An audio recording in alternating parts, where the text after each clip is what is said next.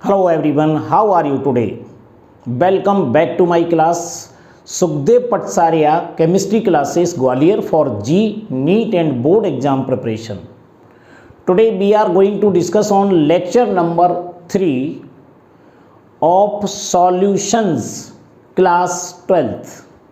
In this lecture we will discuss about molarity of the solution.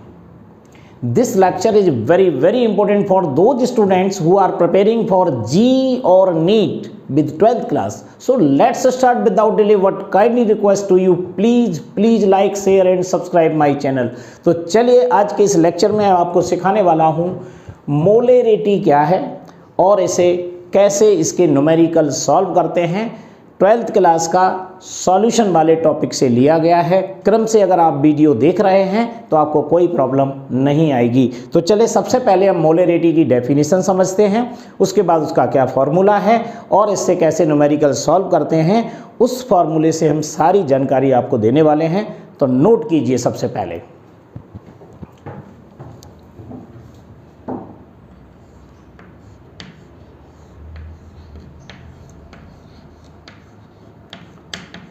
molarity.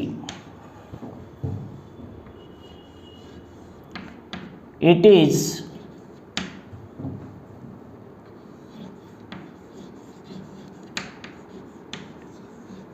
defined as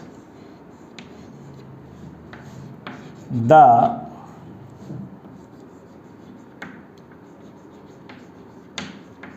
number of moles of solute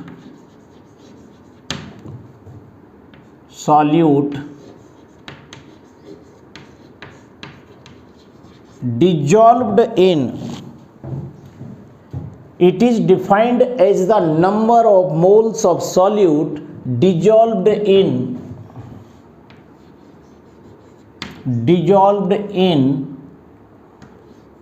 1 liter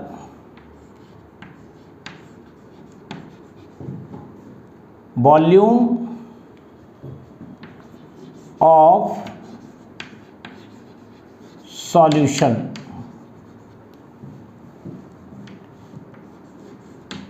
It is denoted as capital M. ये इसकी simple सी definition है मोलेरिटी की। आपको इसको याद करना है। कोई भी न्यूमेरिकल का क्वेश्चन हमारी थ्योरी से ही आता है और हमारी जब तक थ्योरी क्लियर नहीं होगी हम कोई भी कंपटीशन का क्वेश्चन सॉल्व नहीं कर सकते। तो ये 12th क्लास का टॉपिक है। मैं कॉम्पिटिटिव लेवल से ही पढ़ाता हूँ। कंपटीशन में क्या चीज़ आ सकती है वो आपके उस थ्योरी में, उस कॉन्सेप्ट में छिपी हुई होती है। आपको समझना है कि ये हमें कैसे तैयार करना है। तो सबसे पहले एक बार और इसकी डेफिनेशन को आपको रिपीट कर देता हूँ। It is defined as the number of moles of solute dissolved in 1 litre volume of solution, यानी 1 लीटर विलयन में उपस्थित विलेय के मोलों की संख्या उसकी मोलेरिटी कहलाती है। हिंदी मीडियम वाले बच्चे इसको ऐसे नोट कर सकते हैं। तो चलिए अब इससे क्या फॉर्मूला बनेगा जिससे हमारे न्यूमेरिकल सॉल्व होते हैं। तो चलो नीचे आगे लिखते हैं। इसमें ये इसका फॉर्मूला बनेगा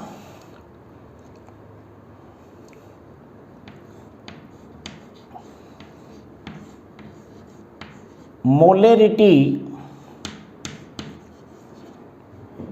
is equal to number of moles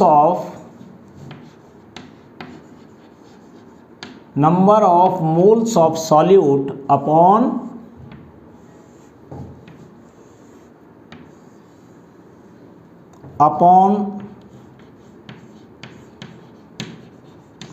volume of solution in litre. ये इसका फॉर्मूला है number of moles of solute upon volume of solution in litre. ये हमें निकालना है, तो मोल्स निकालना आपको पहले सिखा देते हैं। अगर मोल्स डायरेक्ट दिया हुआ है, वॉल्यूम दिया हुआ है सॉल्यूशन का, निकालने में कोई प्रॉब्लम आपको नहीं आएगी। बस इसमें एक चीज़ का ध्यान रखना, अगर वॉल्यूम मिलीलीटर में दिया हुआ है तो आपको 1000 का मल्टीप्लाई ऊपर कर देना है, इससे आपको मैथमेटिकली प्रॉब्लम नहीं आएगी। अब आपको इस फॉर्मूले को डायरेक्ट नहीं पूछा गया, न्यूमेरिकल आपका नहीं निकल रहा है, तो उसमें प्रॉब्लम आएगी। आपको नंबर ऑफ मोल्स भी निकालना आना चाहिए। तो नंबर ऑफ मोल्स का फॉर्मूला भी मैं इसमें पुट कर देता हूँ, फिर एक नया फॉर्मूला बनाते हैं। तो अब आपको मैं बताता हूँ number of moles of solute का क्या फॉर्मूला है। तो देखिए इसमें नीचे लिखते हैं नंबर ऑफ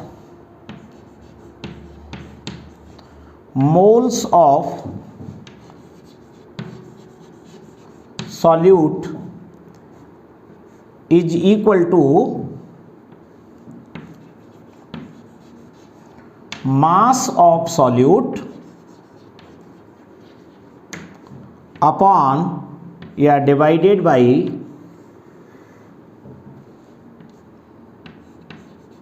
molecular mass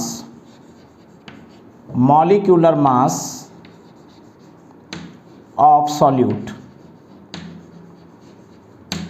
इस फॉर्मूले का यूज करके आप इस जगह पर रख दीजिए जिसमें नंबर ऑफ मोल्स, आपको मास वहां पर दिया होगा और मॉलिक्यूलर मास किसी का भी अगर है तो आप पेरियोडिक टेबल के अकॉर्डिंग उसका एटॉमिक मास लिख करके आप मॉलिक्यूलर मास लिख सकते हैं। तो इस टाइप से आपको इस फॉर्मूले को, अगर इसको आपने पहले लिखा लिया तो नंबर ऑफ मोल्स की वैल्यू यहाँ रखिए और वॉल्यूम ऑफ सॉल्यूट रख दीजिए, आपका न्यूमेरिकल सॉल्व हो जाएगा। चलिए कोई बात नहीं, अगर आपको इसने में भी अगर दिक्कत आती है तो अब हम इस वैल्यू को आपको इसमें पुट करके दिखाते हैं, तो एक ही फॉर्मूले से हमारा काम हो जाएगा। तो देखिए यहां पर मैं लिख रहा हूं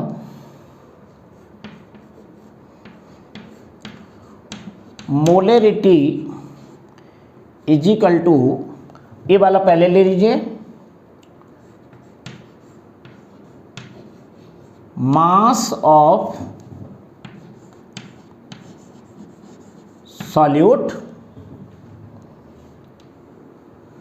अपॉन और डिवाइडेड बाई, नीचे दो संख्याएं आएंगी। क्या क्या आएगा नीचे, एक तो मॉलिक्यूलर मास आएगा और वॉल्यूम आएगा। तो यहां लिखेंगे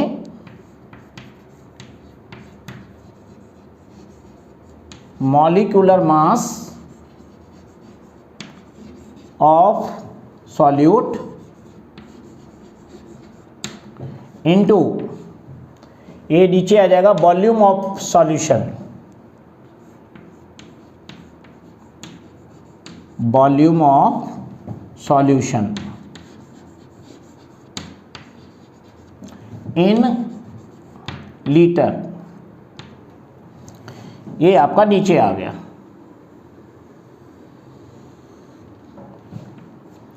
ये कंप्लीट फॉर्मूला आपका हो गया mass of solute upon molecular mass of solute into volume of solution in litre.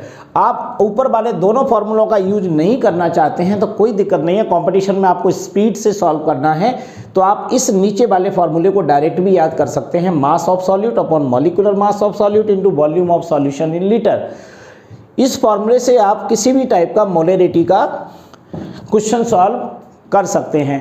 फिर भी आपको इसमें अगर दिक्कत आती है तो इस फॉर्मूले का शॉर्ट फॉर्म में भी आप इसको लिख सकते हैं। जैसे मास ऑफ सॉल्यूट को आप मान लीजिए, यहां पर बता रहा हूं, मान लीजिए कैपिटल M आपको निकालना है मोलेरिटी, तो आप मास ऑफ सॉल्यूट को मान लीजिए WB।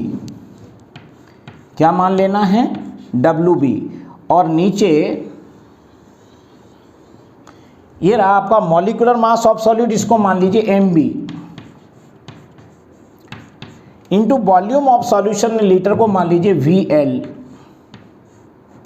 इस टाइप से शॉर्ट में भी इस फॉर्मूले को लिख सकते हैं, M equal to WB upon MB into VL।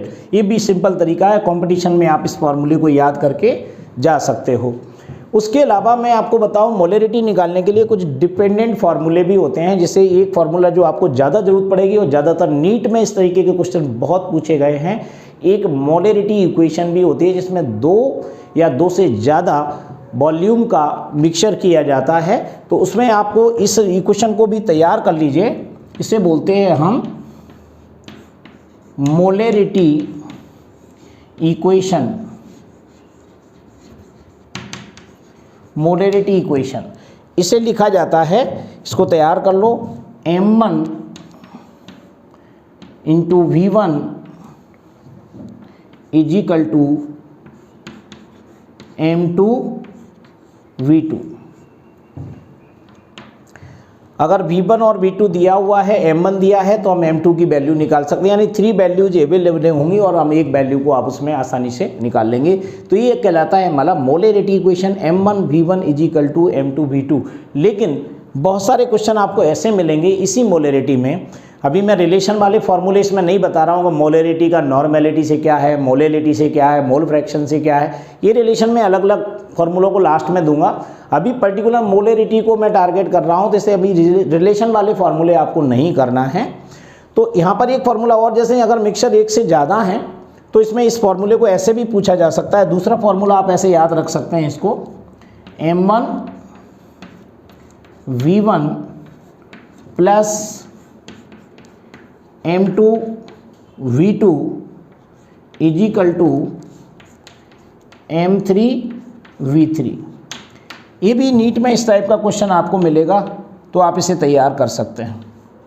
और इससे बड़ा भी आए तो अब आपको उसको जोड़ते चले जाना है। जैसे अगर आपको तीनों को जोड़ना है, M1 V1 plus M2 V2 plus M3 V3, तो इजिकल टू हो जाएगा M3 M4 V4, और V4 जो निकाला जाएगा वो V1 plus V2 plus V3 का मिक्सचर होगा। बड़े आसानी से क्वेश्चन सॉल्व होंगे, जो मैं टॉपिक के लास्ट में सभी हेडिंग्स के न्यूमेरिकल आपको कराऊंगा किस टाइप के क्वेश्चन आते हैं। और ये मेरी अलग से एक और प्ले लिस्ट है जिसमें 30 ईयर्स के जी और नीट के क्वेश्चन मैं सॉल्व करा रहा हूँ, आप उसकी स्टडी करते रहिए, उसमें सारे क्वेश्चन मैं आपको सॉल्व कराऊंगा। यहाँ पर आप थ्योरी आप क्लियर कर लीजिए। तो इस टाइप से हम मोलेरिटी का इक्वेशन इस तरीके से तैयार कर लीजिए, आपके सारे न्यूमेरिकल सॉल्व हो जाएंगे। तो ये हमें इतना सा तैयार करना है काय के अंदर, मोलेरिटी के अंदर। आप लेक्चर को नियमित रूप से देखते रहिएगा और आपको हर हेडिंग एनसीईआरटी की जो जी और नीट से सिलेबस एक्वायर्ड है वो पूरा का पूरा मैं आपको कराऊंगा। किसी भी टाइप की प्रॉब्लम होने पर आप जरूर मुझे कमेंट सेक्शन में लिखिएगा। किसी भी टाइप की प्रॉब्लम आपको या कोई डाउट लग रहा है कि मुझे ये प्रॉब्लम आ रही है तो मुझे ज़रूर बताइएगा। So thank you very much. Next lecture will be continue.